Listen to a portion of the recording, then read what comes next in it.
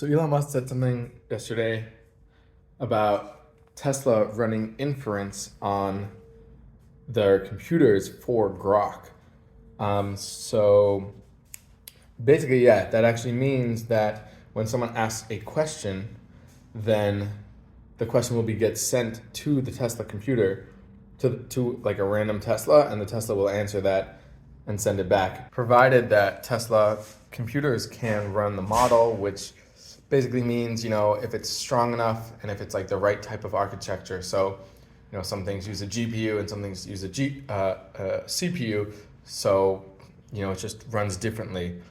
So if the Teslas have GPUs, some of them, but, and they have AI computers. So depending on if the Tesla's AI computer can run the AI model for grok, then they will be able to answer questions because they're only going to be used 1/3% of the week, 1/3 of the week, and the other 2/3 can be used for inference.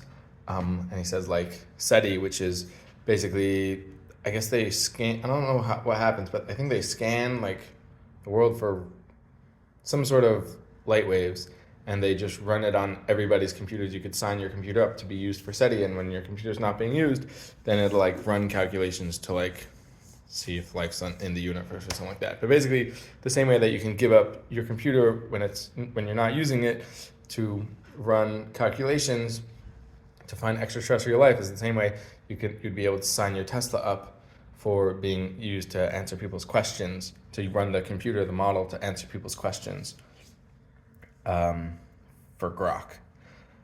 What else?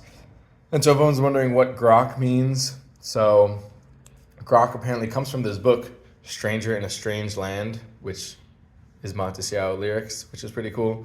And it's basically, it means that the observer becomes part of the observed, so that they're so merged that, like, with the understanding and the knowledge of something, that they basically become part of the knowledge. They just understand it so well that they just morph into like this piece of, like when your friend like just never talks about something that like he's so hype about something that he just never stops talking about it, that you're wondering like maybe he's a robot that just like is like there to like tell everyone about it. So like I'm sometimes like that. So that's what the word grok means in this book.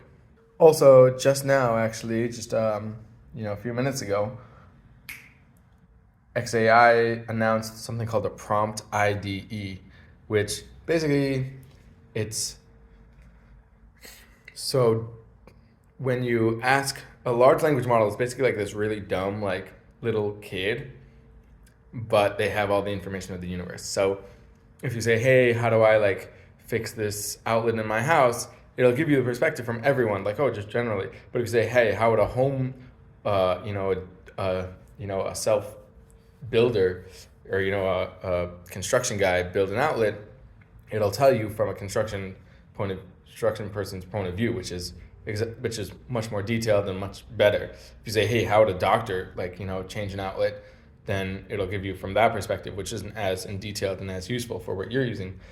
And so what this promptIDE is, it's this it's like this web page, I guess, this interactive page that you prompt the model. So you write in a prompt, like a pre-prompt, and what it'll do is it'll light up, it'll show you which parts of the model that activates, so that you can create the best prompt or pre-prompt for the question or the style of questions you have.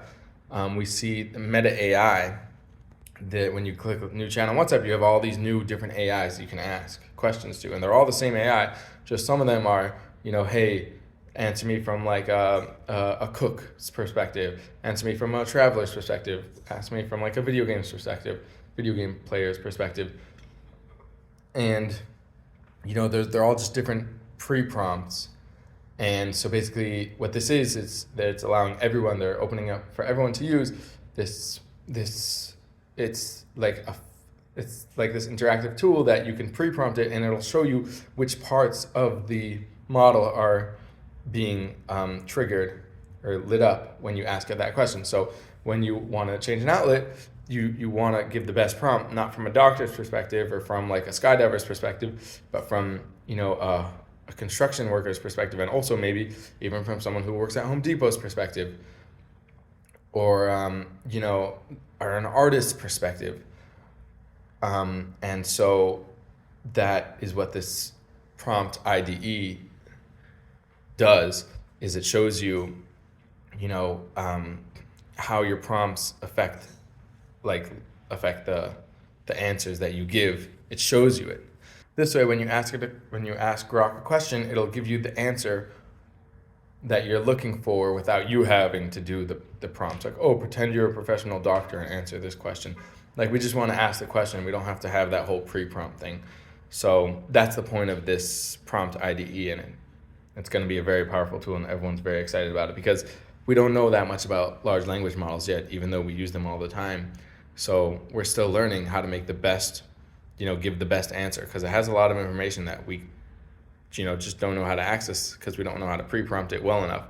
I mean, some people know how to access it. It takes a lot of training, but the point is so that everybody can use, everyone can get the perfect answer that they're looking for with the least amount of, pre-prompting or prompting, by themselves. It should all be done on the developer side. So that's the point of this tool.